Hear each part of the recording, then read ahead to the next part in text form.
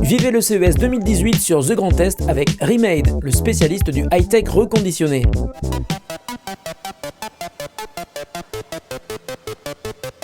Putain, j'en peux plus, c'est pas possible. Ah, vous êtes là. Ça va? Bah, je vous avais pas vu, hein, désolé. Bon, ça y est, c'est fini, le CES 2018 est terminé. Ça fait 4 jours que je marche, j'en ai ras-le-bol, je suis vraiment fatigué. Alors, il y a des vidéos que j'ai déjà postées sur la chaîne YouTube, mais j'ai filmé tellement de trucs que j'ai encore plein de trucs à vous montrer et plein de trucs à vous raconter. Des trucs un petit peu what the fuck que j'ai vu sur le salon, puis des trucs un petit peu plus intéressants. Et puis, restez bien jusqu'à la fin car il y aura un super cadeau à gagner, un iPhone 7 reconditionné et qui est offert par notre partenaire Remade. Restez bien jusqu'à la fin, je vous en reparle et on part tout de suite sur les produits les plus incroyables que j'ai vus pendant ce CES. Alors, je vous préviens, il y en a beaucoup et ça va aller vite. Las Vegas est une ville de lumière située en plein désert du Nevada, et tous les ans en janvier, alors c'est la même histoire. Depuis plus de 51 ans, s'y tient le CES, c'est le plus grand salon mondial de l'innovation technologique qui a lieu tous les ans dans la ville. Il permet à toutes les marques, petites et grandes, de présenter de nouveaux produits, mais aussi de faire rêver avec des concepts. Je vous ai déjà présenté tous mes coups de cœur en vidéo, si vous ne les avez pas encore vus, je vous mets le lien vers la playlist sous cette vidéo. Mais je voulais aussi vous montrer encore plus de trucs, puisque le CES, c'est l'occasion de découvrir des centaines et des centaines de produits innovants, incroyables, ou même carrément improbables. À Las Vegas, on ne sait pas faire dans la discrétion. C'est valable pour les fontaines, la déco kitsch et ultra colorée dans les hôtels, mais aussi dans les restos où les serveuses peuvent grimper au mur sans prévenir, mais aussi et surtout dans les couloirs du CES. Au CES, tout est gigantesque. On peut sans problème prendre une voiture de golf pour aller d'un bâtiment à l'autre, on peut croiser des voitures monstrueuses dans le salon, des stands grands comme des stades, et parfois des produits qui ne rentreront jamais chez vous. C'est le cas de l'incroyable écran micro-LED de Samsung, The Wall, tellement incroyable qu'il était même interdit de le filmer avec un réflexe ou une caméra, mais seulement au smartphone. J'ai évidemment bravé les interdits et voici ce que ça donne avec un Panasonic GH5. Effectivement, c'est magnifique, on est au-delà de la qualité d'une télé LCD ou même OLED classique, et tout cela grâce au micro LED, où chaque pixel de cet écran est doté de sa propre LED. L'image est super stable, douce, et on a même parfois du mal à croire qu'il s'agit d'une télé. Et par exemple, pour regarder un tableau, c'est magnifique. Samsung n'était d'ailleurs pas le seul à proposer d'utiliser des télés pour diffuser des œuvres d'art, on appelle ça les Frame TV. LG proposait également des télés spécialement dédiées, moins impressionnantes en termes de taille, mais tout aussi réussies en termes de rendu. Les Frame TV, ça existe aussi chez TCL, toujours aussi sympa, mais dans des tailles beaucoup plus raisonnables. Et chez Hisense, j'ai remarqué deux autres télés sympas. Tout d'abord un modèle ultra vintage qui va plaire à tous ceux qui ont connu les télés du temps où on devait se lever pour changer de chaîne, mais aussi ce modèle beaucoup plus moderne en deux parties, l'écran ultra fin et accroché au mur, et l'autre partie déportée qui comprend la connectique mais aussi tout le système audio. Toujours chez Hisense, deux modèles de vidéoprojecteurs laser 4K à très courte focale. Posés à 15 cm du mur, ils donnent vraiment l'impression de regarder une télé à très grand écran, même en plein jour, l'image est ultra lumineuse, le genre de produit que j'aimerais bien tester à la maison. Hisense est clairement une marque à suivre dans les mois et les années qui viennent. On change complètement d'univers et on passe d'ailleurs aux produits qu'on n'attendait pas vraiment sur le CES. Les petites voitures télécommandées, c'est du passé, voici le premier robot de combat à contrôler depuis votre smartphone. Il s'appelle Berserker, il est proposé par Mechamon, déjà dispo en Europe au prix de 329 €. On peut lui ajouter jusqu'à 7 armes différentes pour affronter d'autres robots. Oui, car jusqu'à preuve du contraire, il ne peut pas s'attaquer à l'homme. Enfin,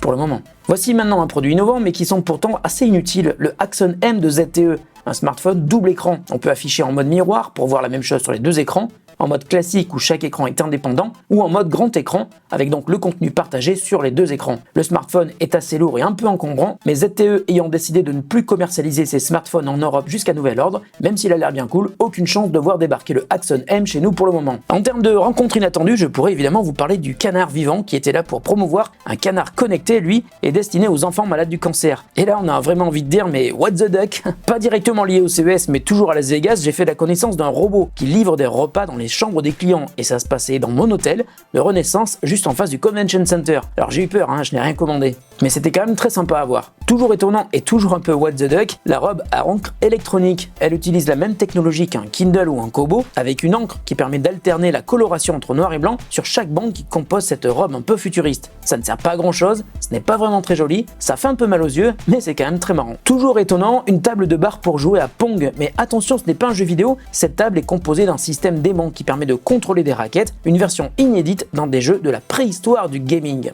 Les drones, il y en avait des centaines, et notamment le petit Tello conçu par DJI mais commercialisé sous d'autres marques. Vendu à moins de 99 €, c'est clairement l'un des produits qu'il faudra suivre dans les mois qui viennent, surtout si vous êtes débutant dans le monde des drones.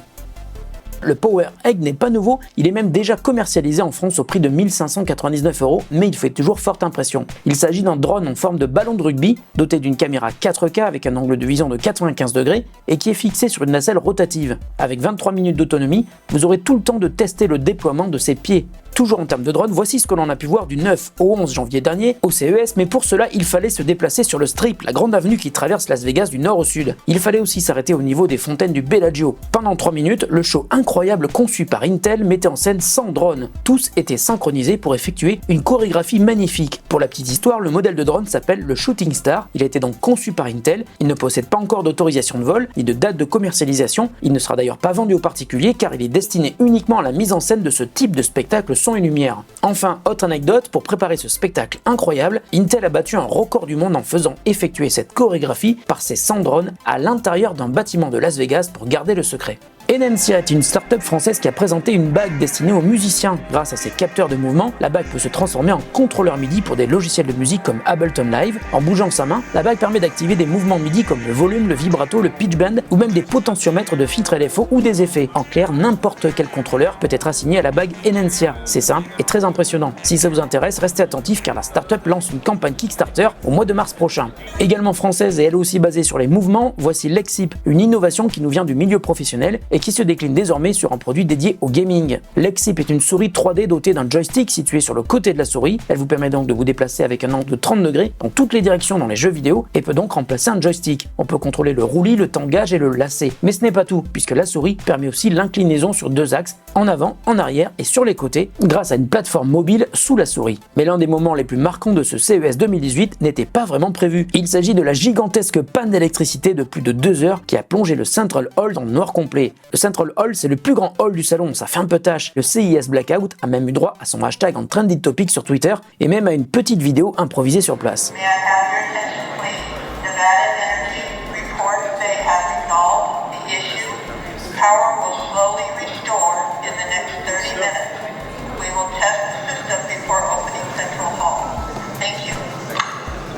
Bon, vous l'avez compris, coupure générale dans le Central Hall du CES de Las Vegas. Donc il n'y a plus d'électricité dans le plus grand bâtiment du plus gros salon high-tech du monde. C'est quand même un comble. Voilà, l'électricité va revenir, mais en attendant, le Central Hall est complètement dans le noir. Pour la petite histoire, la coupure était due à des averses d'eau qui ont mené un court-circuit électrique sur le Convention Center. Pendant 2 heures, on ne pouvait donc ni entrer ni sortir du Central Hall pour une raison simple. Il était très facile de voler des appareils sur les stands dont les systèmes de sécurité ne marchaient plus. Seules quelques prises fonctionnaient et permettaient de ne pas être totalement dans le noir, mais uniquement à certains endroits. Voilà, j'aurais pu vous raconter encore plein de trucs cool sur le CES, il y a tellement de choses incroyables à voir, mais ça aurait pris des heures.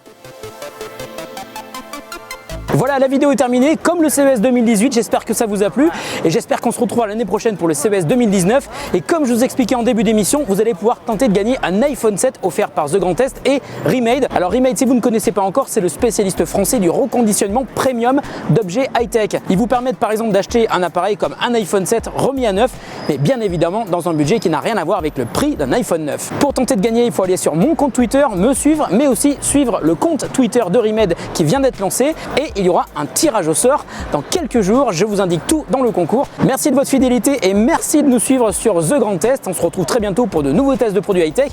Malheureusement, on sera de retour à Paris. Allez, salut!